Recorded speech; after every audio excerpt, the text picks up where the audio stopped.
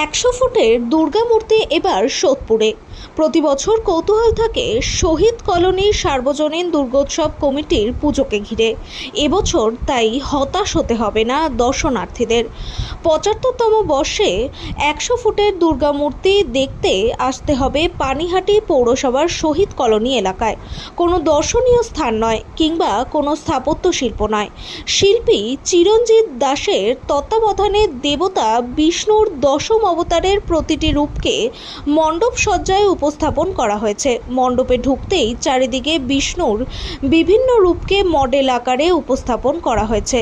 তার সাথে মণ্ডপের একদম মধ্যমণি জুড়ে অধিষ্ঠান করছে প্রতীকী রূপে মা দুর্গা। আগামী তৃতীয়াতে মুখ্যমন্ত্রী মমতা বন্দ্যোপাধ্যায়ের হাত দিয়ে শুভ সূচনা হতে চলেছে শহীদ কলোনির সার্বজনীন দুর্গোৎসব কমিটির এবছরের পুজো মণ্ডপ। জোর কদমে চলছে শেষ মুহূর্তের প্রস্তুতি, আর প্রস্তুতি পর্বের ফাঁকেই দর্শনার্থীরা ভিড় জমাচ্ছেন মণ্ডপ প্রাঙ্গণে। মণ্ডপ সজ্জায় শোলা, থার্মোকল, প্লাই, কাপড় ব্যবহার করা হয়েছে। এছাড়াও মণ্ডপ জুড়ে আগুন প্রতিরোধমূলক রাসায়নিকযুক্ত রং ব্যবহার করা হয়েছে। এখন কেবল উদ্বোধনের অপেক্ষায়। আমাদের নমস্কার, আমরা শহীদ কলোনির সার্বজনীন দুর্গোৎসবের পক্ষ থেকে আমি বিশ্বজিৎ বলছি। শহীদ কলোনি সার্বজনীন শারদোৎসব মানেই একটা চমক থাকে প্রতি বছরই। এবছরও একটা চমক আমরা রাখছি। এবছরের আমাদের চমক হলো 75-এ 100, মানে 75 বছর বয়স আমাদের পুজোর। 100 ফুট আমরা প্যান্ডেলটা করছি। প্যান্ডেলের বহির্রূপটা সম্পূর্ণ দুর্গা ঠাকুরের আদলেই করা হয়েছে, আপনারা তার চাক্ষুষ করলেন। আর ভেতরে আমাদের যে দেখতে পাচ্ছেন, ভেতরে থাকছে বিষ্ণুর 10 অবতার, এবং এখানে একটা প্রতীকী আরেকটা দুর্গা ঠাকুর থাকবে। ছবি নিয়ে নিয়েছি, এটা রাউন্ড করবে, এটা ঘুরবে, এটা রিভলভিং আছে, এটা মুভমেন্ট করবে। এবং এখানে সাবেকি ঠাকুর, যেটা আমাদের পুজো হবে মেইন, সেই ঠাকুরটা হবে। এখানে আমাদের পাড়ার সব অধিবাসীরা অঞ্জলি দেয়, সমস্ত বাচ্চারা আসে, এই শারদ উৎসবে সবাই সামিল হয়। এখানে ধর্মের কোনো জাতপাতের কোনো বিচার থাকে না, সবাই এসে স্বতঃস্ফূর্তভাবে এই বাঙালির শ্রেষ্ঠ উৎসবে সবাই সামিল হয়। আর আমাদের শহীদ কলোনিতে একটা ঐতিহ্য আছে। বিভিন্ন জায়গাতে দেখা যায় যে কোনো দর্শনীয় স্থান কিংবা কোনো ঐতিহাসিক কিংবা সচেতনতা বলে কোনো বার্তা দিয়ে মণ্ডপকে সাজিয়ে তোলা হয়, অর্থাৎ থিমটাকে একটা নতুন কিছু ভাবনা নিয়ে। এবছরের আপনাদের থিমে এই ধরনের ভাবনা কেন নিলেন যে 100 ফুট উচ্চতা বিশিষ্ট একটি মা দুর্গার পুরো গোটা মূর্তিকে নিয়েই মণ্ডপ? দেখুন, আমরা গত বছর হয়তো আপনারা হয়তো কভার করেছেন। গত বছর আমরা করেছিলাম আমেরিকা টু লন্ডন, অর্থাৎ লন্ডন ব্রিজ ছিল, স্ট্যাচু অফ লিবার্টি ছিল।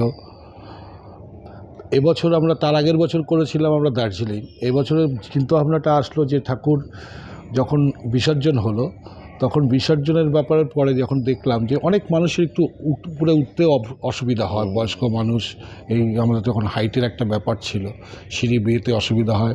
অনেকে আমাদের বলেছিল যে আমরা কষ্ট করে আসি এত দূর থেকে দেখতে, কিন্তু যখন আমরা উঠতে পারি না, তখন আমাদের চিন্তা হলো যে সমানভাবে একটা করি। এবং আমাদের কাউন্সিলর দাদা গোবিন্দদা, উনি একটা চিন্তাভাবনা, উনি আমাদের ঠিক 10 দিন পরেই আমরা এই চিন্তাভাবনাটা মাথায় রেখেছি। যখন ঠাকুরটা বিসর্জন হয়ে যাচ্ছিল, ওই দৃশ্যটাকে মানে আবার নতুনভাবে আমরা প্রকাশ করতে চাই। 1 বছর আগেই হয়ে গেছে। 1 বছর আগে আমরা ওই 10 দিন, মানে পুজো শেষের 10 দিন পরেই আমাদের ওই ভাবনাটা চলে এসেছিল। শিল্পীকে আমাদের শিল্পী সমস্ত কিছু রূপায়ণ করেছেন চিরঞ্জিত দাস। উনি কি প্রতি বছরই? উনি গত বছরও করেছিলেন, তার আগের বছর, উনি বছর 4 ধরে আমাদের। দেখা গেল যে রানাঘাটে কিছুদিন আগে আমরা দেখলাম যে রানাঘাটে একটা 100 ফুটের দুর্গাটা করা হয়েছিল, তো ওটা প্রশাসন থেকে বন্ধ করে দেওয়া হয়েছে, ওটা পুরো কাজ সম্পূর্ণ বন্ধ। দেখুন আপনারা ওটার জন্য কি ব্যবস্থা রেখেছেন? দেখুন, আমাদের অ্যাকচুয়াল ওই ব্যাপারটা টোটালটা সাবজুডিস্ট ব্যাপার নিয়ে অতটা আমরা আলোচনা করতে চাই না। তবে আমাদের প্রোটেকশনটা সম্পূর্ণ থাকবে। আমরা সমস্ত দর্শনার্থী আপনাদের মাধ্যমে বলতে চাই, আমাদের এখানে আসুন, সমস্ত মানুষের দর্শনার্থীদের যেন কোনো রকম অসুবিধা না হয়, তার সমস্ত প্রিকশন আমাদের নেওয়া আছে। আমাদের মেডিকেল ক্যাম্প থাকবে, আমাদের কুইক রেসপন্স টিম থাকবে, আমাদের বিভিন্ন সিকিউরিটি থাকবে, পুলিশ প্রশাসন থাকবে, আমাদের নিজস্ব ভলেন্টিয়ার্স থাকবে। একটা দর্শনার্থীদের যেন কিচ্ছু না হয়। এবং প্রতিটা জায়গায় আমাদের প্রতিটা পয়েন্টে আমাদের সিসিটিভি ক্যামেরা লাগানো থাকবে, এবং তার মাইকিং হবে। দর্শনার্থীদের কোনো নির্ভয়, যেমন গত বছর, তার আগের বছর আপনারা এসছেন, এবছরে একদম নির্ভয় আনন্দ করতে করতে ঠাকুর দর্শন করুন। কতটা আশাবাদী দর্শনার্থীদের এবছরে নজর কাড়বে আপনাদের পুজো মণ্ডপ? আমাদের পুজো মণ্ডপ তো একটা প্রকাশ থাকেই, আপনাদেরও থাকে। মানে এবছর আমরা তো আপনারা আশা রাখি যে হতাশ এবছর, করছেন না? না আমরা হতাশ হই না, আমাদের কাছে হতাশ করছে না দর্শনার্থী? না না কোনো মতেই হবে না। দর্শনার্থী আসে বলবে, শুধু একটাই আওয়াজ দেবে, আবার আসবো, আবার আসবো। আরেকটা ওনাদের কথা, একটাই, আর একটাই বলবে, ওহ বাহ। বলছি আচ্ছা, মণ্ডপ সজ্জায় কি কি ব্যবহার করা হচ্ছে মূলত? যেটা হয় একটু মানে এগুলো মেইনলি আমাদের তো উনি ভালো বলতে পারবে, তাও মেইনলি তো যতটা ইসে করা যায় যেন অগ্নি নির্বারক ব্যবস্থা প্রচুরভাবে রাখতে হয়। এগুলো তো একদম সেই যেখানে কেমিক্যালগুলো লাগানো হয় সেগুলো ওই সব সিস্টেম, আমাদের রঙের মধ্যে ওই কেমিক্যাল আছে, যাতে কোনো রকম ফায়ারের কিছু না হয়। আর কবে থেকে দর্শনার্থীদের জন্য মণ্ডপ খুলে দেওয়া হচ্ছে? আমাদের মণ্ডপ খোলা হবে 6 তারিখ, অর্থাৎ আগামী রবিবার সন্ধ্যা 7টা থেকে ওপেন করা হয়ে যাবে। কতটা বাজেট গেছে এটার ওগুলো ওইভাবে বাজেট তো হয় না আমাদের। অ্যাকচুয়াল পুজোটা তো শুধু আমাদেরও আর নয়, এই পুজোটা এখন আর আমাদের মধ্যে সীমাবদ্ধ নেই। এই পুজোটা এখন আমাদের এই এতটা অঞ্চলের সমস্ত মানুষের মধ্যেই সীমাবদ্ধ। তার পরিপ্রেক্ষিতে আমাদের একটা খাওয়া দাওয়ার ব্যাপার হয়। অষ্টমীর দিন সমস্ত বাড়ির লোকেদের সবাই, এখানে কোনো বাদ বিচার হয় না, যে আসে সেই দুপুরের একটা খাওয়া দাওয়ার ব্যবস্থা করা হয়, প্লাস লাইট আলোকসজ্জা থাকে। একটু খরচা আছে। আপনার নাম? আমার নাম বিশ্বজিৎ ঘোষ। আর এই আর পুজোর পুজো কমিটির? আমি একটা সক্রিয় সদস্য।